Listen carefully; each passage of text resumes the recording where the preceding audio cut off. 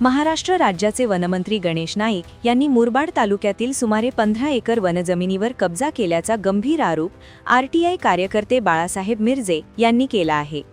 तसेच नवी मुंबईतील महापे एमआयडीसी परिसरात विकत घेतलेल्या 2 कार्यालयांच्या व्यवहारातही अनियमितता झाल्याचा आरोप त्यांनी पत्रकार परिषदेत केला। दरम्यान मिरजे यांनी केलेले सर्व आरोप खोटे असल्याचा दावा वनमंत्री गणेश नाईक यांच्या वतीने करण्यात आला आहे।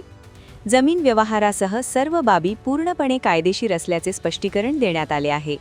या प्रकरणात खोटे व बदनामीकारक आरोप करण्यात आल्याने संबंधितांविरोधात कायदेशीर कारवाई सुरू केली असून बदनामीचा दावा दाखल करण्यात येत असल्याची माहिती ॲडव्होकेट अजित मोरे यांनी दिली आहे। आता ते फेरफारमध्ये तर फक्त ते वास्तवात माझी दिशाभूल होते, कारण का होतं फेरफारमध्ये ना जवळजवळ 800 पानं एका फेरफारला एका गटाला, त्याच्याकडून त्याच्याकडून क्लिअर काहीच दिसत नाही। यांचं नाव कधी पहिलं असतं, कधी लास्ट आहे, कधी खाली येतं, कधी वर जातं, असं आहे ते।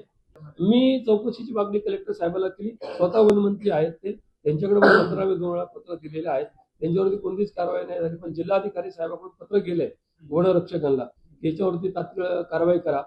मग थोडीशी पुढं गाडी हल्लेली आहे। माझं असं म्हणजे या सगळ्याची निपक्षपातीपणे जर चौकशी व्हायचं असेल तर आदरणीय नाईक साहेब यांचा प्रथम राजीनामा झाला पाहिजे, तरच ही चौकशी होऊ शकते, अन्यथा ती चौकशी होऊ शकत नाही। कामधेनुमध्ये जे 2 फ्लॅट घेतलेले आहेत त्याच्यामध्ये फक्त आरटीजीएस लिहिलेलं आहे। 74 लाखाचे 69 लाखाचे जे फ्लॅट, आपण कुठे जर फ्लॅट घेतला, कुठल्या बँकेतून पैसे गेले, कुठल्या ब्रँचमध्ये, असं लिहितं ना, हे फक्त आरटीजीएस।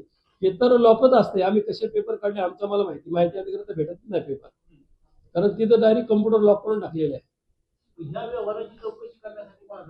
आता मी करणार आहे, अजून केली नाही, ती करायची।